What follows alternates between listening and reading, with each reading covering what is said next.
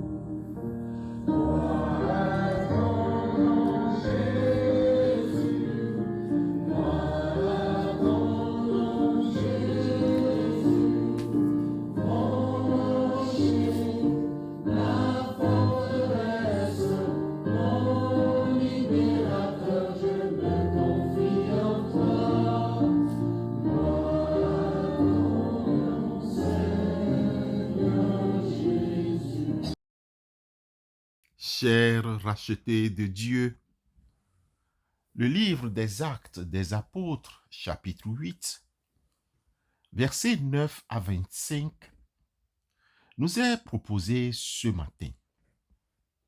Dans un premier temps, nous ferons un bref résumé de ce texte que nous vous encourageons à lire à votre rythme.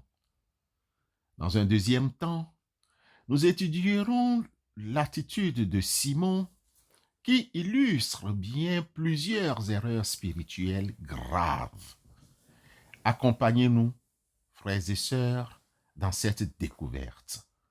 Ouvrez vos Bibles et laissez-vous inspirer.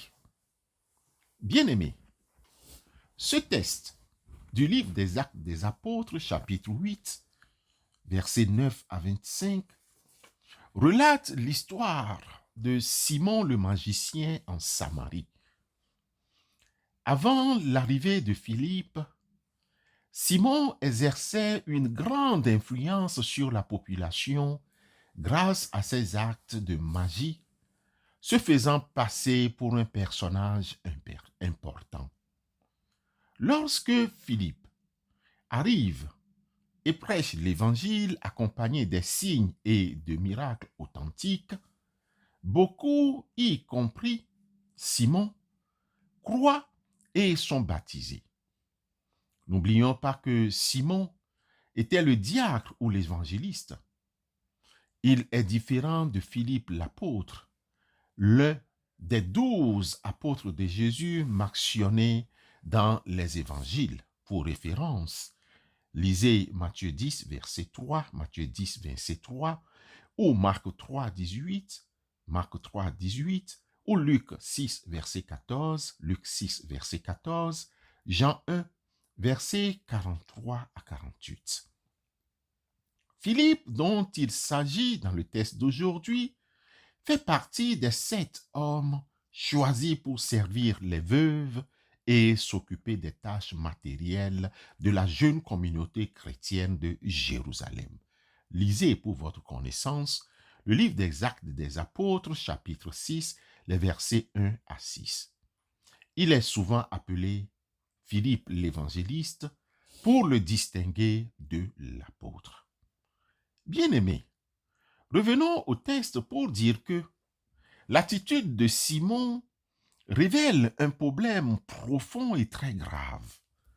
Lorsque Simon voit Pierre et Jean imposer les mains aux nouveaux convertis pour qu'ils reçoivent le Saint-Esprit, Simon est impressionné par ce pouvoir et propose de l'argent aux apôtres pour l'obtenir à ce tour en disant: accordez-moi aussi ce pouvoir, afin que celui à qui j'imposerai les mains reçoive le Saint-Esprit. Actes des Apôtres, chapitre 8, le verset 19. Bien-aimé, Pierre réprimande sévèrement Simon, dénonçant son intention de vouloir acheter le don spirituel avec de l'argent. Mais Pierre lui dit que ton argent périsse avec toi, puisque tu as cru que le don de Dieu s'acquérait au prix de l'argent. Il n'y a pour toi ni part, ni de l'eau dans cette affaire, car ton cœur n'est pas droit devant Dieu. Répands-toi donc de ta méchanceté et prie le Seigneur pour que la pensée de ton cœur te soit pardonnée, s'il est possible. Car je vois que tu es dans un fiel amer et dans les liens de l'iniquité. Actes chapitre 8, les versets 20 à 23. Bien-aimé, Simon, effrayé par la réprimande, demande alors aux apôtres de prier pour lui afin qu'il n'encourt pas le châtiment divin. Simon répondit, priez vous-même le Seigneur pour moi, afin qu'il ne m'arrive rien de ce que vous avez dit. Actes chapitre 8, le verset 24. Bien-aimés frères et sœurs en Christ, l'attitude de Simon illustre plusieurs erreurs spirituelles très graves. Retenons-en 3. Première erreur, une compréhension erronée de la foi. Simon a cru au miracle de Philippe, mais sa foi semble superficielle. C'est ainsi que nous avons plusieurs personnes dans nos églises locales qui ont une foi artificielle, une foi culturelle. Sinon, Simon est attiré par la puissance visible et les manifestations extérieures, mais ne comprend pas la nature véritable de la conversion et du don du Saint-Esprit. Sa foi est plus de l'ordre de l'émerveillement face au spectaculaire que d'une réelle transformation intérieure. Deuxième erreur que nous pouvons noter est la tentative de marchandage spirituel. La tentative de marchandage spirituel. L'acte le plus condamnable de Simon est sa tentative d'acheter le don du Saint-Esprit avec de l'argent. Tentative de corruption, tentative d'acheter les disciples de Christ. Cela révèle une conception complémentaire fausse de la grâce divine qui est un don gratuit de Dieu, inaccessible par des moyens matériels. Vouloir acheter un don spirituel est une insulte à la sainteté de Dieu et une incompréhension totale de son amour. Frères et sœurs, malheureusement encore de nos jours, nous avons des gens qui achètent le don spirituel. Leurs œuvres brillent comme un feu de paille. Notre troisième erreur que nous aimerions relever est l'absence de repentance véritable. Même après la réprimande de Pierre, Simon ne montre pas de véritable repentance. Il demande aux apôtres de prier pour lui afin d'éviter les conséquences de son péché, mais rien n'indique un changement profond de son cœur. Bien-aimé, sa demande semble motivée par la peur des conséquences plutôt que par un réel regret de son attitude. Simon répondit, priez vous-même le Seigneur pour moi, afin qu'il ne m'arrive rien de ce que vous avez dit.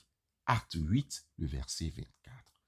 Frères et sœurs dans la foi, l'histoire de Simon le magicien nous met en garde contre plusieurs dangers.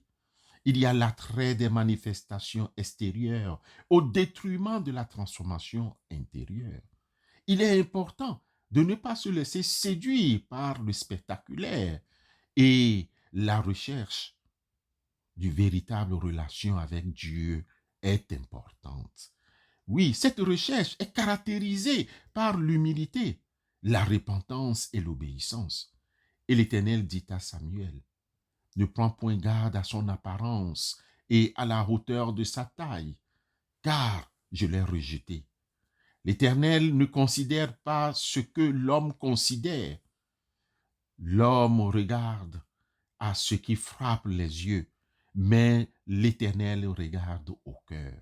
Nous rappelle alors le premier livre de Samuel, chapitre 16, le verset 7. Bien-aimés, il y a aussi la conception matérialiste de la spiritualité. Les dons spirituels ne s'achètent pas. Ils sont donnés librement par Dieu à ceux qui croient en Jésus-Christ et qui se soumettent à sa volonté. Chercher à les acquérir par les moyens humains est une grave erreur. Enfin, bien-aimés frères et sœurs, il y a l'importance de la repentance sincère. Reconnaître son péché ne suffit pas. Une véritable repentance implique un changement de cœur et une volonté de se détourner du mal.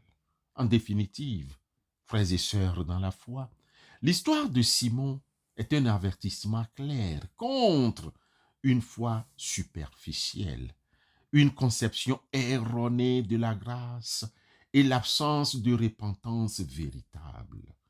Elle nous encourage à rechercher une relation authentique avec Dieu, fondée sur l'humilité, la reconnaissance de sa grâce et un désir sincère de lui obéir.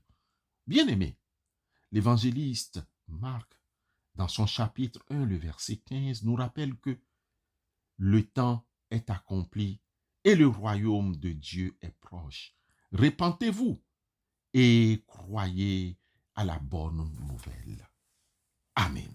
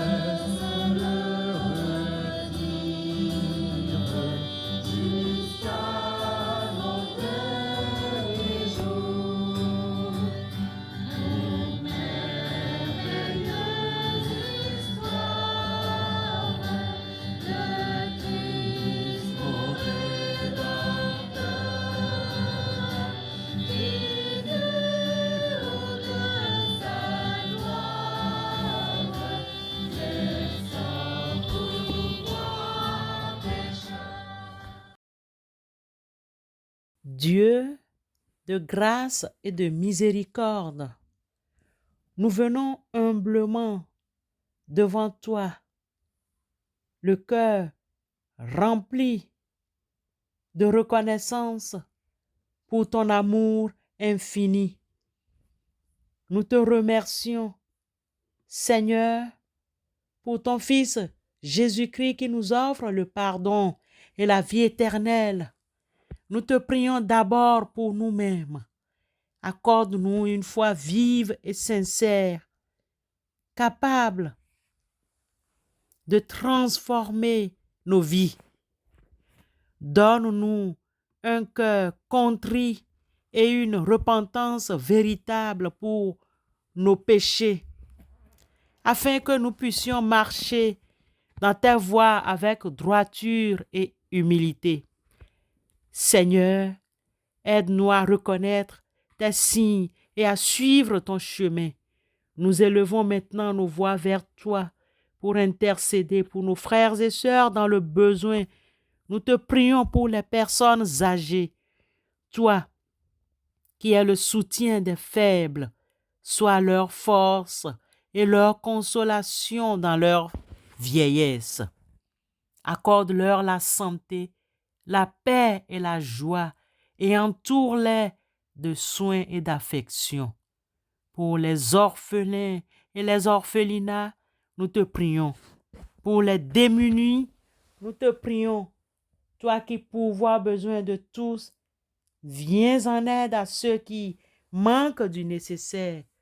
Ouvre les cœurs à la générosité et à la solidarité, afin que personne ne souffre de la faim, du froid ou du manque d'abri.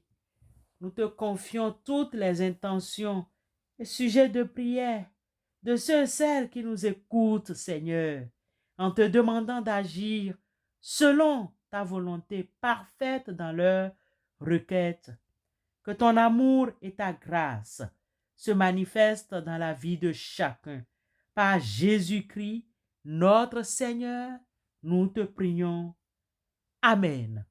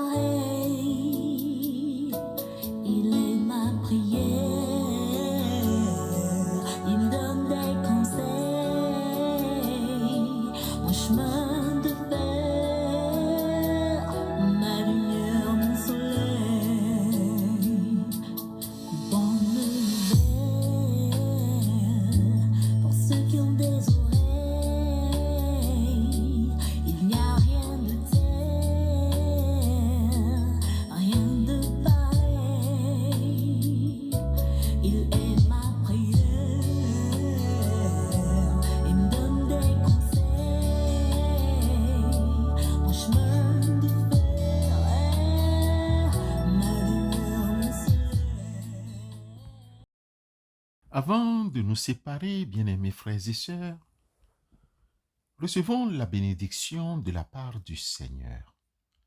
Que le Dieu de paix, qui a ramené d'entre les monts le grand pasteur des brebis, par le sang d'une alliance éternelle, notre Seigneur Jésus, vous rende capable de toute bonne œuvre pour faire sa volonté, faisant en vous ce qui lui est agréable par Jésus-Christ, à qui soit la gloire au siècle des siècles.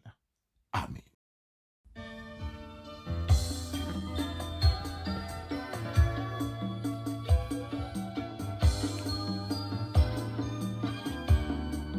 Ô toi qui dors, réveille-toi, l'heure a sonné.